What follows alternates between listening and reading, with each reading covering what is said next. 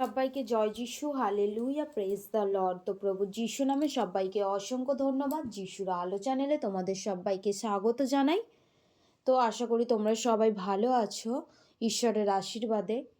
তো আজকের বাক্য মথিলিখিত সুসমাচার 19 অধ্যায় 16 পদ, ধন সম্বন্ধে শিক্ষা, মজুরদের দৃষ্টান্ত।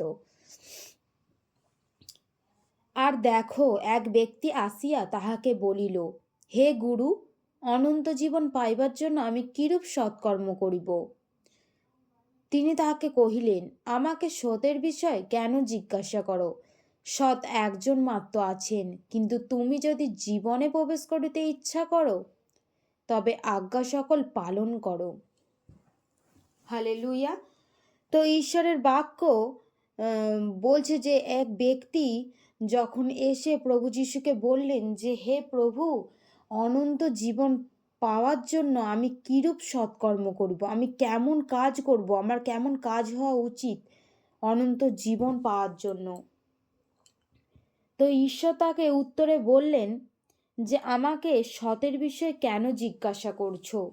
সৎ একজনই মাত্র আছেন, কিন্তু তুমি যদি জীবনে প্রবেশ করিতে ইচ্ছা করো তো কি সেই আমরা কি সবাই পাপী?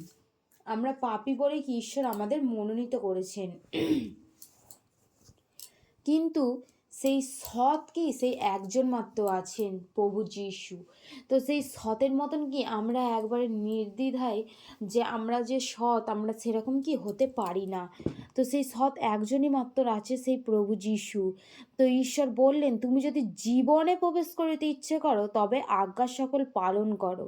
বলে তুমি যদি সে অনন্ত জীবনে প্রবেশ করতে চাও তাহলে তুমি সে আজ্ঞা পালন করো।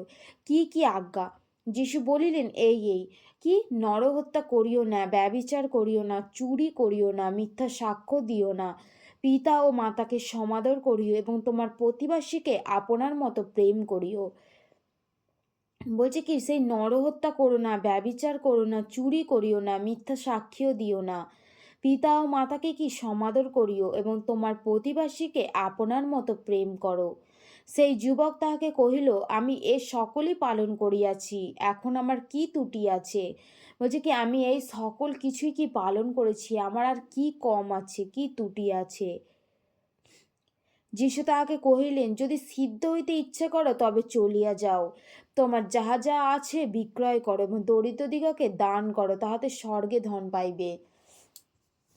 তো সেই ব্যক্তি বললেন যে আমি এই সকল কিছু আজ্ঞায় পালন করেছি। তো প্রভু যিশু তখন বললেন যে তোমার যা কিছু আছে বিক্রয় করো এবং দরিদ্রদিগকে দান করো, তাহাতে স্বর্গে ধন পাইবে। তো সেই ব্যক্তি বললেন, আর এসো আমার পশ্চাৎগামী হও। কিন্তু এই কথা শুনিয়া সেই যুবক দুঃখিত হইয়া চলিয়া গেল, কারণ তাহার বিস্তর সম্পত্তি ছিল। সেই ব্যক্তি কি যখন শুনল প্রভু যিশুর কাছে যে দরিদ্রদিগকে দান করতে হবে, তার যা কিছু আছে বিক্রয় করে, তখন কি তার মন খারাপ হয়ে গেল। তখন সে বললেন, সেই যুবক দুঃখিত হলেন আর চলে গেলেন।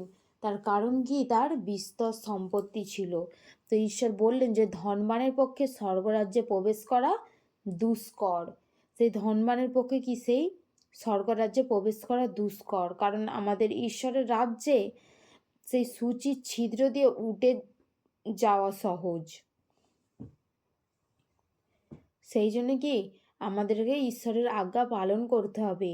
আর আমাদের কি সেই টাকা পয়সা, কারণ আমরা কি সেই মায়ের গর্ভ থেকেই কি সেই ঈশ্বরের কাছে উলঙ্গে এসেছি, আমরা উলঙ্গই যাব, আমরা কি কেউ কিছু নিয়ে যেতে পারি না। সেই জন্য আমাদের কি টাকা পয়সার দিকেও লোভ না থাকাটাই ঈশ্বরের আজ্ঞা। তো ঈশ্বরের বাক্য এতটাই। সবাইকে জয় যিশু, hallelujah, praise the Lord, amen. ঈশ্বরের বাক্যে ঈশ্বর আশীর্বাদ করুক।